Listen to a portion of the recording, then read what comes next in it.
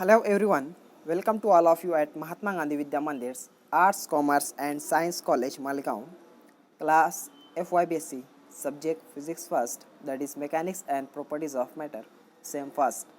Myself, Momin Affan.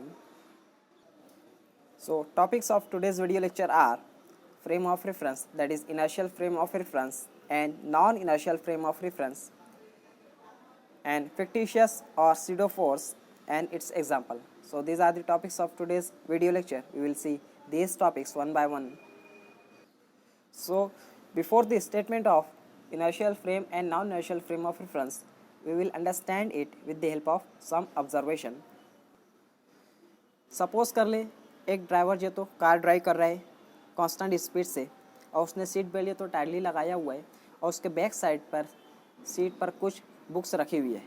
वो constant speed से car को ड्राइव कर रहा है और रोड के एक साइड खड़े हुए आदमी है तो ये सब ऑब्जर्व कर रहा है। कार का ड्राइवर अचानक जो तो ब्रेक्स अप्लाई करता है। सो ब्रेक्स अप्लाई करने पर कार जो तो रुक जाती है, लेकिन वो देखता है कि बैक साइड पर सीट के ऊपर जो बुक्स रखी हुई है वो एक्सेलरेट हो रही है फॉरवर्ड डायरेक्शन में। जिस डायरेक्शन में तो कार मूव हो रही थी उसी डायरेक्शन में तो बुक्स एक्सेलरेट हो रही है ब्रेक अप्लाई करने पर।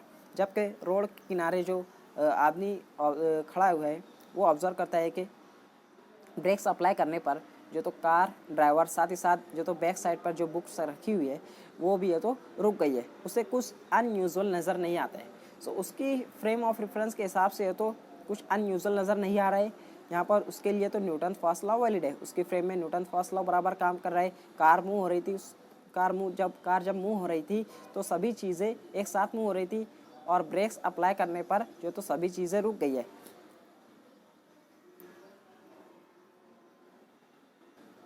सो according to frame of man Newton first law is valid. Newton first law तो बराबर वर्क कर रहा है। ब्रेक्स अप्लाई करने पर सभी चीज़ें रुक गई है।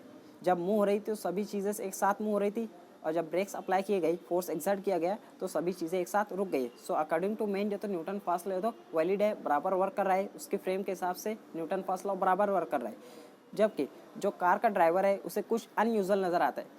वो देखता है कि मैंने जब ब्रेक अप्लाई किया, ब्रेक अप्लाई करने पर कार तो रुक गई है, लेकिन फिर भी ये तो बुक एक्सेलरेट हो रही है फॉरवर्ड डायरेक्शन में। उसके ऊपर कुछ फोर्स एक्सर्ट नहीं किया गया, लेकिन फिर भी ये तो बुक ये तो एक्सेलरेट हो रही है फॉरवर्ड डायरेक्शन में। सो उसकी जो फ्रेम के हिसाब से तो न्यूटन फर्स्ट लॉ तो इनवैलिड है। यहाँ पर न्यूटन फर्स्ट लॉ का तो वायलेशन है उसके ऊपर, क्योंकि उसके ऊपर कुछ फोर्स अप्लाई नहीं किया गया, लेकिन फिर भी ये तो एक्सेलरेट हो रही है फॉरवर्ड डायरेक्शन में। तो यहाँ पर according to his frame there is a violation of Newton's first law. Now consider the next case. Suppose ये तो एक पायलट है तो बहुत ज़्यादा हाइट पे है तो प्लेन को फ्लाई कर रहा है और ज़मीन पर खड़ा हुआ एक आदमी ये सब ऑब्जर्व कर रहा है। अब पायलट जो है तो एक पैकेज को तो ड्रॉप करता है। सो ज़मीन पर खड़ा हुआ आदमी ऑब्जर्व करता है कि पैकेज ड्रॉप करने पर जो पैकेज है वो कर्व पाथ में है तो फॉरवर्ड डायरेक्शन में तो एक्सेलरेट हो रहा है। कर्व पाथ में तो एक्सेलरेट होता है। तो उसकी फ्रेम के अकॉर्डिंग यहाँ पर उसे अनयूजुअल नज़र आता है। न्यूटन फर्स्ट लॉ का तो वायलेशन नज़र आता है। जबकि जो तो जैसे जैसे प्लेन आगे बढ़ता है तो वैसे वैसे ही पैकेज भी आगे बढ़ता है। सो पायलट के फ्रेम ऑफ रेफरेंस के हिसाब से जो तो पैकेज जो तो मूव हो रहा है लीनियर डायरेक्शन में तो मूव हो रहा है। सो पायलट के according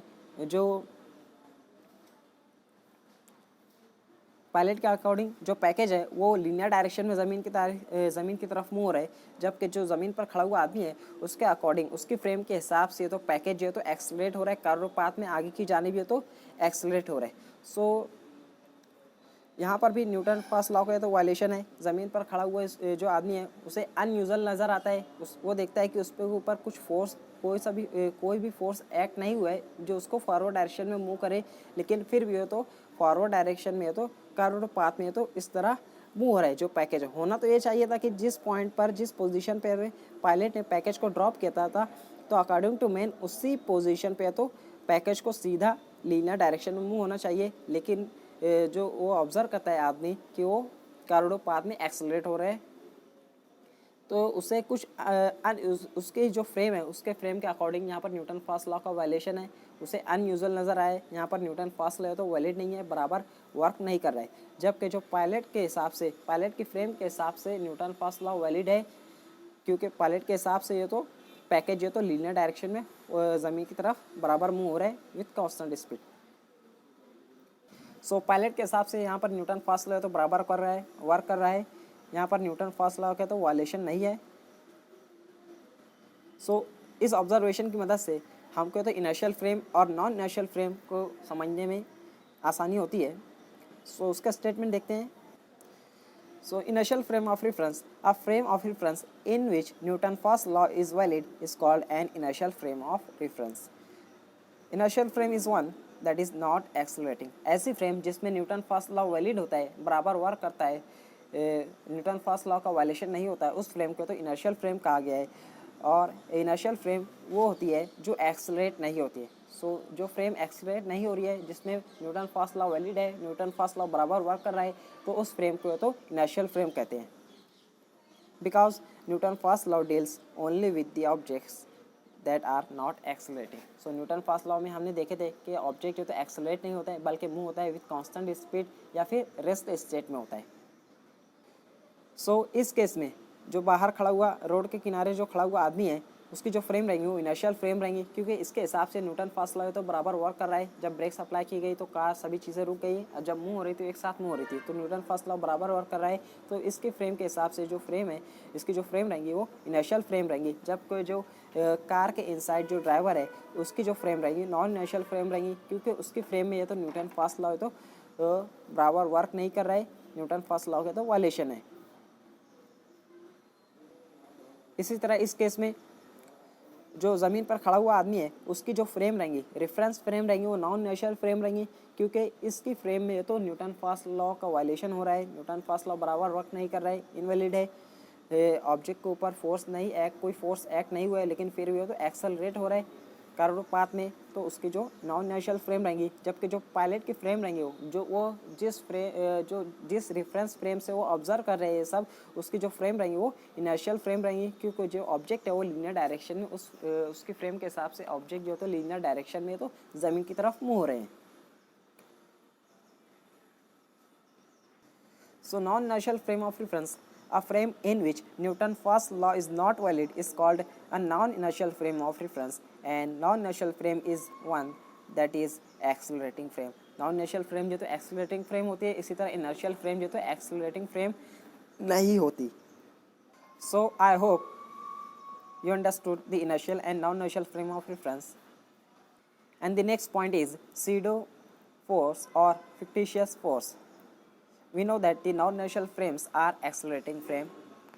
So in these frames there are always forces associated with them which are called pseudo forces or fictitious forces. Non inertial frame जो तो एक्सेलरेटिंग फ्रेम होती है, अब उस फ्रेम में तो हमेशा एक फोर्स होता है जो ऑब्जेक्ट को एक्सेलरेट करता है, उस फोर्स को नाम दिया गया सीडो फोर्स और फिक्टिशियस फोर्स। ये फोर्स ये तो एक्चुअल फोर्स की तरह नहीं होता, ये फोर्स ये तो नज़र नहीं आता है, इसीलिए उसको नाम दिया गया सीडो फोर्स और फिक्टिशियस फोर्स। इस केस में कार के इनसाइड जब बुक एक्सेलरेट हो रही है ब्रेक्स अप्लाई करने पर, सो उसके ऊपर जो फोर्स अप्लाई हो रहा है, जो फोर्स एग्जर्ट हो रहा है, वो फोर्स कहलाएगा सीडो फोर्स और फिक्टिशियस फोर्स।